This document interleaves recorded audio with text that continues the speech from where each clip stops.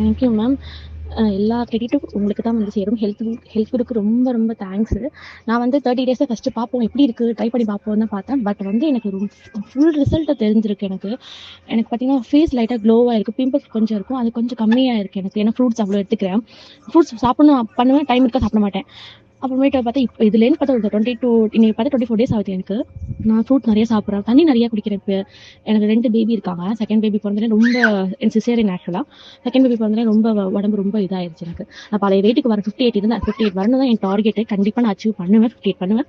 நெக்ஸ்ட்டாக வேறு எனக்கு ரொம்ப பிடிச்சிருக்கு இந்த ஹெல்த் குரூப். ஸோ நான் எக்ஸ்ட்ரா நான் 3 மந்த் போட்டிருக்கேன் நான் கண்டிப்பாக பண்ணுவேன்.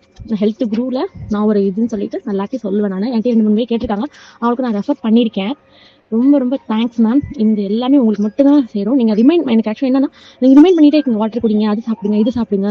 இப்போ நான் ஏதாச்சும் தப்பாக சாப்பிட்டு சாப்பிடக்கூடாதுமா, இது மாற்றி சாப்பிடுங்க அப்படின்னு சொல்கிறீங்க. Thank you ma'am, thank you so much. நான் வந்து கொஞ்சம் வெளியெல்லாம் நைட் டைமில் ரொம்ப சாப்பிடுவேன்.